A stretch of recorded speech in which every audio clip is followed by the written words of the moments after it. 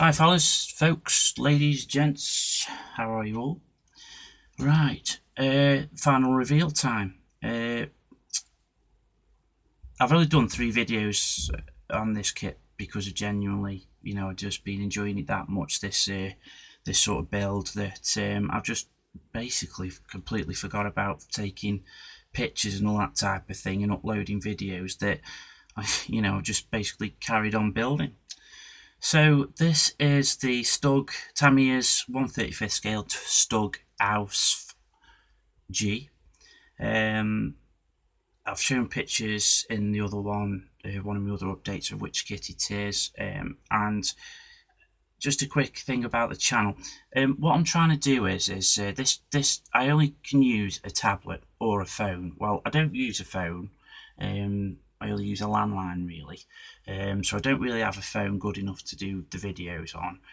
So I just use this tablet that I bought last year.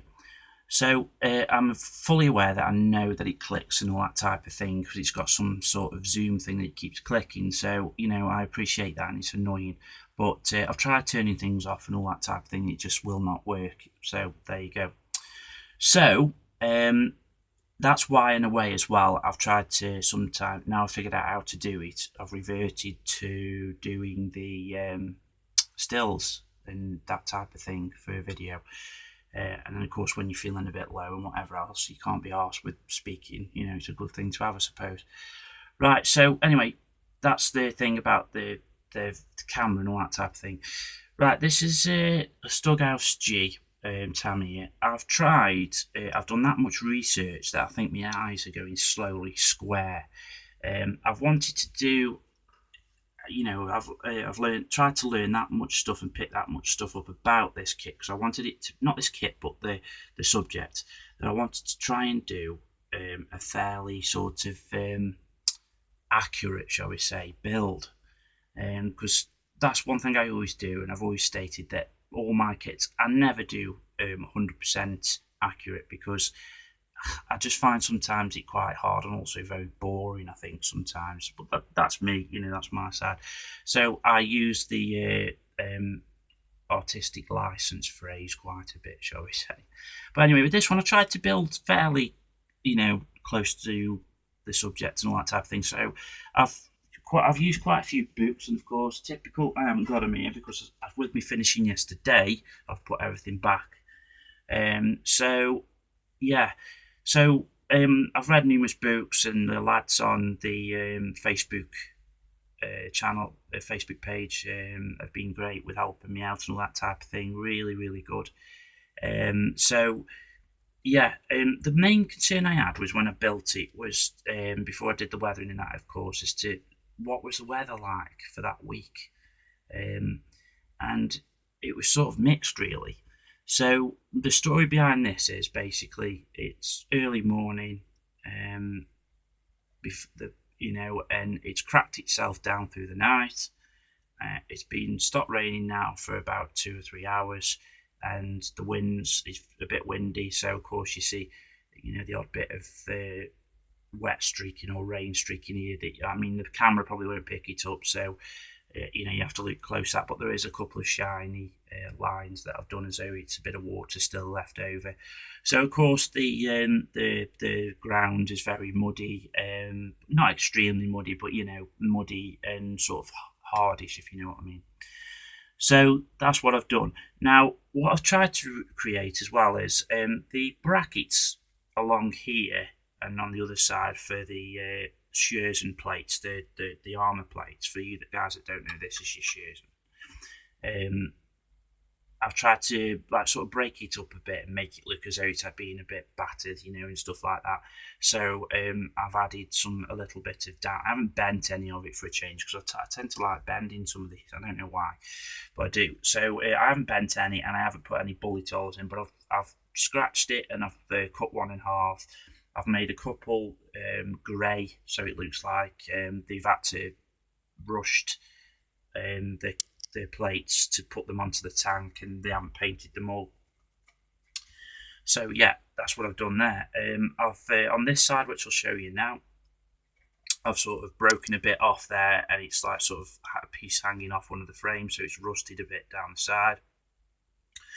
The mud and that type of thing I've done is across the top here, and there's a bit there. I've tried to make it look as though this is one of the places the crew will have sort of stood up and tried to stand to get into the tank, or passing infantry have sort of just stood up and passed a message on and whatever else. And I faded it across the top, and I've added a bit of sort of I think it was, let me start a look. Yeah, it was this pigment, which is the AK pigment, and that was Dark Earth, and it's AK081. So what I did is I was just basically, where it's all been faded across the top, I've put it there and a bit around the hatch and on this side and down the sides, and then I just now and again just dabbed a bit here and there where perhaps a couple will have climbed up, at the top and all that type of thing. So I've done it a bit there. Plus also, I was finding that I seem to struggle when I'm modelling with sort of blending and getting it all so it doesn't look cartoony or something like that. So I've always struggled with that. So this time I think, you guys that are more with it modelling wise and all that type of thing will probably pick it off and say it's a load of crap, which, totally understand, it's not a problem. So I think with this one, I've actually cracked it with the blending part, I think, on this one, because I've made my own mix-up of the sort of drier, lighter soil, which I added some of the AK, I think it was, yeah, it was AK, I can't remember now. But anyway, it's all in the prior videos that what I've used and all that type of thing, and sort of made it with that, and then I've added a bit of AK plaster into it as well. So of course it makes it look stuck and a bit like ganged up on the sides and all that type of thing. And then I sort of then added the MIG fresh mud onto it. But of course, from the dry mud and the fresh mud, there was sort of a massive difference in between, so I couldn't find that in between. So this is actually perfect, and it's worth to treat. And it's sort of, so what I've done is I just basically got a brush. I haven't wet anything because I find sometimes when you wet the brush and you try and put the pigments on, it doesn't really stick on the kit or your project very well. So I've just basically with a dry brush just dabbed it on and done that. I've done a bit over here and the odd patch here on the back where they would have added stowage and stuff. If you see blobs all around the places, don't think I've ballsed up anywhere. It's actually few of my favourite weathering materials, which is the MIG fuel stains and oil stains, and I've added a bit, where they perhaps the crew have been in rest time, sort of moving around, oiling the parts and all that type of thing, and they've dropped a bit and it's dripped, and there's a bit here at the back where the petrol the engine and that would have anyway, that's my take on things. So yeah, so that's what I've done for there. I still might in the future, when I come to add if I add this onto a diorama, change this a little bit at the back here. It was where the spare sort of track links are. I've actually put the other spare ones that are supposed to, they're supposed to go here, I think, or here, one or the other. I've actually, on some research pictures, I found a lot of the crew put them here on both sides, just for a bit more protection for bullets and all that type of thing. So them ones that's supposed to be on here, I've put there, and I've borrowed some out of another kit as well. Not out of another kit, one of my spares boxes, and I've added that there. So I probably might next time, or I'll probably leave them off. And then do a bit more streaking and weathering now, which but anyway, it's on by the by. The barrel cleaning tubes and sticks are all there. I feel that I've seemed to have cracked the sort of wood painting now, I think. I know. Thank you to. I just want to say as well, a quick thank you to Panzermeister 36 Evan.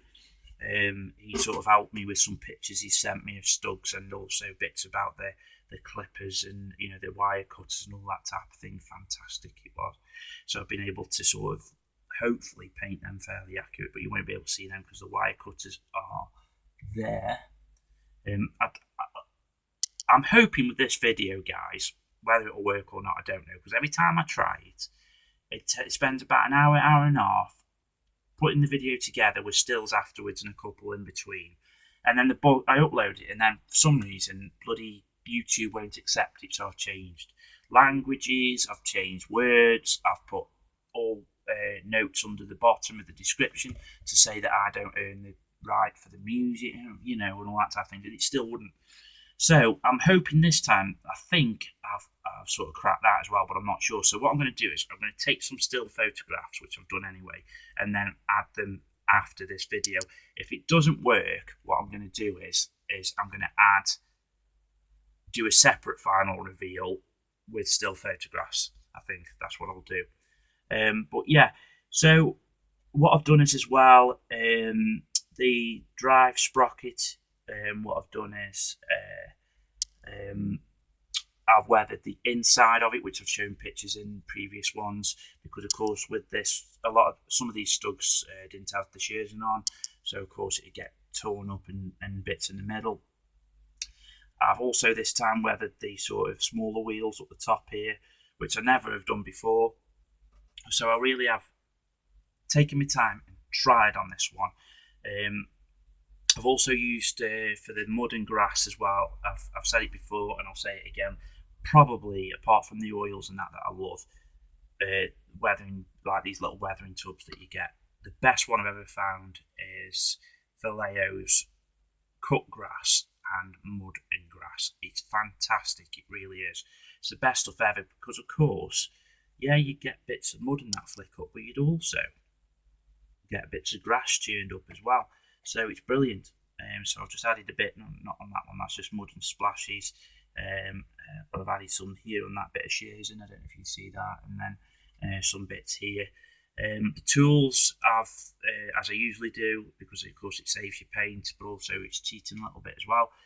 I leave them attached to the kit, when I'm making it, attach them to, and then paint off of them, because that's why you're saving your paint and all that type of thing, because you're only painting half a tool. But the jack I took off and painted that separate. The tow cables are the thing I usually do with them, which is sort of metal wire, picture frame wire, or that type of thing I use. But they didn't come with any brackets to look as though they were attached down, so I thought, I left it at first and I was thinking, yeah, but then I thought, looking at it more and considering I'm trying to do like sort of a fairly accurate job, I sort of went on the job and sort of had a good look through my reference pictures, and they did have, but the thing was they were stuck in different positions on some. They weren't all stuck in the same place on different studs. So that's what I've done. I've added one here and then one a bit further back, one here and then one a bit further back. It's probably completely wrong, but who cares? So that's what I've done there. What else have I done? Streaked, of course, with wet mud and all that type of thing. I've added bits of streaking, which I've used the AK streaking grime for dark yellow vehicles, which is AK 012. That's a nice little fluid. And then for the wash, I've used the enamel wash for German vehicles in dark yellow, which is AK 300. I've used them.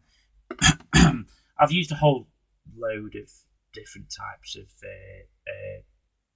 what you call them, weathering bits and bobs. So it's not worth showing you all, but they have been showed in previous videos what I've used.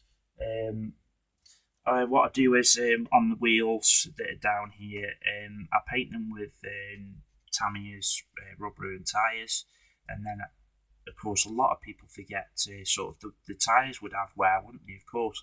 So I go back in with Migamo's, oh there you go, I knew that was going to happen, I just knew it. Migamo's rubber and tyres, because it's a bit lighter, and I get a paintbrush or a sponge, and I chip around the edges and all that type of thing to make it look worn and used on some of them. Perhaps next time, I think what I would do is I might just make a little slit on the odd few tyres, because when you look at research pictures, some of them, because they've gone through different weathers and all that, and they dry out, they split slightly with it being rubber and all that type of thing.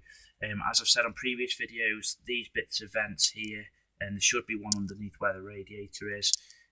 This is just basically plastic mesh that I took off that I had left from my Challenger tank I did a couple of years ago, Tamiya one, because Tamiya do actually sell the metal stuff, the metal vents and that, but it's an extra £7 or £8, and they add some gun sights as well to it. But I mean, if I wasn't going to get another kit as well, I probably might have bought that. But if you think about it, there's a few paints you could get for that.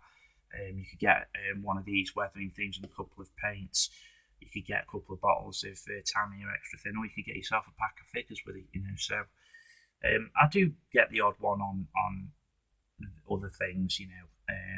But I've just used it on there. The one underneath that you can't see anyway, which is sort of here. But even if you look underneath, you can just about see. It's just got nothing on, so you know, bye. The rust streaking and these bit of rust and the rain streaking. The rain streaks, I've used the AK one. Oh no, I didn't. I used the MiG one, which is excuse me, which is this one. Rain mark effect, which is a MiG 1208. There you go. That's good, but it's a bit bright. So I sort of just dampened it, really thinned it a lot more, and just added to the plates and that. These rust marks here and the rust marks on the shield of the radiator, I've done with live colours, which are live colour paints and liquid pigments, which are great, which I've added, shown you in a previous video. I've added a sling to a strap to the MG. All my research pictures I've seen, apart from one or two, of the crew firing, they've either firing from with the machine gun on top of the plate here. They're either got like a tripod on it and firing from this side here or there, or of course they're firing from the slot that it's made for. So I thought, just for it being interesting as well, and something else for the eye to see, is I'll add a bit of a strap onto it, because I thought, well, if the crew try and abandon the vehicle, they may well want to take the gun with them, you know. So I've added a strap to it. I think if I wanted to spend, and I didn't have any other projects that I want to start doing, because I've made a pact with myself this year that I'm only going to have one kit on the go. Even if, like a project, I've got 3 or 4 vehicles in mind for that project, I still will only do one at a time, because I found last year my mojo was really getting drained, and I think the main cause was generally because I got too much kits on the go, and I was, you know, so now it can have my full attention, and hopefully and it seems to be working, which is good. So yeah, what else have I done? I've done a lot of so as I was saying with the kit, that's what I was telling you. The shears and plates have got like handles, like rods that they attach on here, and then of course a bit of a rail for a bit of a line piece there, for these bits in the middle. So I think what I would have done is if I'd given myself more time and I could be arsed, I perhaps would have added a bit of sprue goo, or a bit of filler putty around these connections, and sort of just used a pin or a cocktail stick or your X-Acto blade, and added sort of weld seams into it as though they've welded it on. But what I've done on a couple that you can see clearly is I've just added a bit of rust around it and on top, so it looks like it's rusted. For the chipping, I've used my favourite colour, which is what is it now? Oh yeah, it's this one here. It's model colour, German camouflage black brown, and it's Vallejo, which is 70.822. That's 70.822. I love this. It just gives the vehicle a realistic, real look of chipping. And then for the lighter colours of the chips, I've added the base colour with a bit of white in the middle, mixed in with it, so it's made it a bit lighter. And to be fair, I'm quietly pleased with that part. I've added a bit of rust oils around here, and then I've sort of let the what I do is when the paint's on and the gloss is on and I'm working my oil work on top of all that, I use this Winsor & Newton Sanzodor, which is basically white spirit and low odor solvent, you know. But it's a lot easier. It's not so harsh on your gloss and your paints and that on it. So it's a very good thing to use. It's good. I've always used it, so it works a treat, which is nice. So I've used that mainly, and I've basically just dabbed at it to melt the oil around there to give it a bit of look. And then the streaks I've done using oils as well, that type of thing. The plastic vinyl tracks I've dry brushed, which I normally do, and I've sort of tried to leave the rubber in between, you know, where the tyres would hit it. The aerials again I keep snapping these off. So when I snapped them off a couple of days ago, I left them off until I've done, which is basically copper wiring, which I use all the time. They're a bit better for you, knocking them off all the time, sort of thing, a bit stronger than your stretch sprue or whatever you use. You know, it's all good. Underneath, let's see if I can do it without knocking anything off. There's the radiators. I don't know if you can see. Radiators and not radiators, the exhausts, and as you can see, I've weathered everything underneath as well. I haven't left that out, which I wanted to do. I've rusted under bits. That's where that grill should be. If I bought the photo etch part, it would be there. And then of course on the inside of the tracks, let's see if you can see this again without knocking anything off. The muds with a bit of streaking and splashes and all that type of thing. This plate here at the end, I've made it look as though the crew have just started painting it, but it's come from the factory like that. A bit of rust on this bit here, and then on these bits here, a bit of rust and mud. Yeah, so let me just have a quick swig of my coffee. Sorry guys, I'm starting to sound like a frog. Haha, that's better. Right, so what I shall do is, in a bit, I shall take some pictures of the final reveal, and I shall try and add it on to the end of the kit, to the end of this video, to see if it'll work.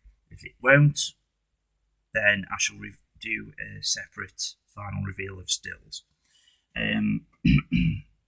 What else is there to say? Just blacked a bit of the muzzle, you know, obviously where it would have fired shells and whatever, so I've just added a bit of black. I've just done it so it wouldn't be all black, so I don't think that would be correct, but then again I don't know. What else have we done? That's it, I think. Oh, I've added a bit of chalk onto the grey bits chosen to make it look like in the factories they will have marked up bits, you know, and all that type of thing. The only downside with the Vallejo mud and grass is when it dries fairly dark colour and black, so you lose the green a little bit. So, you know, I've added a bit of that here and there, just over the kit, to make it look it would have been stamped in, you know, and stepped in sort of thing. So that's about it really, guys. Can't really tell you much more. It's been a cracking build. I've really enjoyed it. There's no fit issues at all. The only issue I had was with, which I know somebody else posted, they had the same. I sort of sanded out the connections in here because I thought it was wrong. And it was actually in there to stabilise the gun from stopping falling down and that. So I've just added a bit of super glue in there inside to hold it in place. I can move it up and down, but you know, it'll just wear away the glue. So that's it. But yeah, that's it. I might add a second build to the group build, which will be the Tamiya Marder, which is a buddy build with Paul. But I know today, which is Saturday, the Tim Hedworth has started the RAF group build, so I will be entering that with a Spitfire, which is probably I'm going to do that next really, because I've just had a bit of a fill now for tanks and that, and so I think I'm going to do, yeah, I'm going to do that, I think. And then Paul, I apologise, but I know you've got plenty on to keep you occupied, but I'll do our Armada thing after that, I think. So yeah, we'll see. Saying that though, as soon as I press stop, I'll probably decide to do the Armada. Anyway, guys, I know I've waited on for a long time now, so I'll leave you alone. Hope you're well, hope you'll stay safe, and may the force be with you guys.